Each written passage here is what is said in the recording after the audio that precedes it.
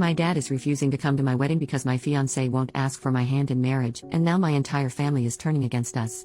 I've been with my boyfriend, 25M, for 3 years. We both just finished school, and are finally ready for marriage. He proposed last week and I happily said yes. I could not be happier. I love him and he is going to be an awesome dad someday. But my boyfriend is very new school and my dad, 48M, is kind of old school. My dad was beyond mad that my boyfriend did not ask my dad for my hand before proposing. My dad said he was willing to hear my boyfriend's apology if my boyfriend formally asks for my hand at a dinner that my dad said he will pay for at the restaurant of my boyfriend's choosing. My dad feels like he is being very accommodating. He will bring my boyfriend's favorite wine to celebrate. I spoke to my boyfriend last night and he won't budge. He doesn't believe in that tradition. My boyfriend showed me an article online where a Pakistani woman was stoned to death outside a courthouse because she married a man against her family's wishes. This just happened. My boyfriend, who witnessed his father be abusive and possessive with his mom as a child, has always felt strongly that women are not property. He thinks the tradition of asking for her hand is repulsive. His point is that he's met my whole family, and gotten to know them. He says they have always known his intentions and he never made it secret that he was in love with me and wanted to marry me and have children. He feels he has done enough to announce his intentions and all of them seem to approve of him. He says that at this point he only needs my approval to marry him and nobody else's. So yesterday my mom told me that my dad, who is not even speaking to me because I won't set my foot down with my boyfriend, is calling the whole family and telling them to not attend my wedding. My mom says that my boyfriend is the one treating me like property by not letting me have a say in his decision to not observe a tradition that my 2 older sisters' husbands observed. I told my mother that I understand where my boyfriend is coming from and that I have decided to do away with the tradition of him asking for my hand. So my mother is obviously mad and said that I should be ready for serious consequences. I asked her what and she would not say.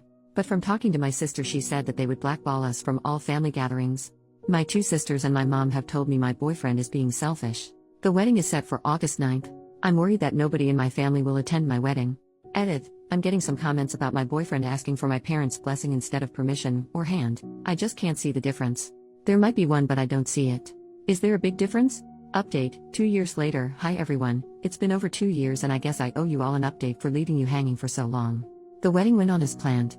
My parents stuck to their guns and boycotted. One of my 2 sisters attended and is now happily blacklisted from our family. Nobody else from my entire family showed up, including my 2 brothers. The wedding was a little unconventional. My sister walked my husband down the aisle and then his sister walked me down the aisle. I wanted this because my sister-in-law actually introduced us and helped me get my first date with him. There was no question about who gives away the bride or even about objections. It was normal other than that. There has been no contact between me and my family, other than my one sister. My mother has made it a point to send me a card every time that they have a family gathering for holidays or birthdays at their house to let me know that my father says I'm not invited. I get one almost every month. I don't even read them anymore, I just toss them. I don't know why they keep sending them because I've made no effort to contact them and I live over 3 hours away, so it's not like I will run into them by accident. The reason I came back to post this here is because some people here made a prediction that came true, that they would come crawling back when we had children. I am now expecting our first child, a girl, and I'm so happy. She will be the first grandchild for my parents. My parents found out about the pregnancy a few months ago through a family friend. They didn't waste any time in making demands, not requests, demands. My boyfriend and I are not religious, but I had a Catholic upbringing. I don't practice at all by choice. My mother called me back in April telling me that my father wanted our daughter's middle name to be his mother's first name. I said no.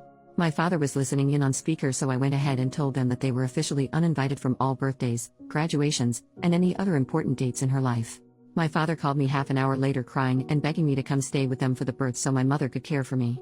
I said no. He also said that he had already made arrangements for his priest to baptize her at his church, but that I needed to agree to naming her after his mother if I wanted this to happen. He said he'd already planned a big celebration for the birth and the baptism that he was paying for. I said no to all of it. He went from meekly trying to sweet-talk me to raising his voice at me, and I just hung up. He called a couple of more times to apologize for losing his temper and again begged me to reconsider giving birth at a hospital near them so they could visit us. He denied having any knowledge of my mother sending me cards to uninvite us to any family functions and even said that he specifically asked her to invite us, but he was told I declined every time. He lets my mom do the dirty work so he can later hide behind her and deny he had any knowledge. He's done this since I was a little girl. He does this every time he wants to drop the hammer on somebody but be the good cop also. He'll never change. He denied having any knowledge of why anybody in the family missed my wedding. I told him our daughter would not be baptized, or Catholic at all, no offense to Catholics. I told him he was too manipulative and controlling and I didn't want my daughter exposed to that. He's too toxic and just venomous. Coincidentally, the day and for several days after that phone call I got tons of calls and emails from my brothers, their wives, my sister, and all my aunts. They all wanted to apologize for missing my wedding, and all had specific excuses, and wanted to make plans to be there for my daughter's birth. I banned them all from her life until she's old enough to decide for herself to let them in. My husband was a little surprised and not sure about banning everybody forever. He's more leaning towards supervised visits if they want to drive to us. My dad has been calling him like crazy, but we are a united front. My husband is deferring to me but giving me ideas as to how I can give a little if I decide to. But with my family there's no giving a little. They want it all. For now, they're all banned. I will reconsider when the youngest of our children turns 18. For now my dad will have to settle for sucking up to my husband while I stick to my guns.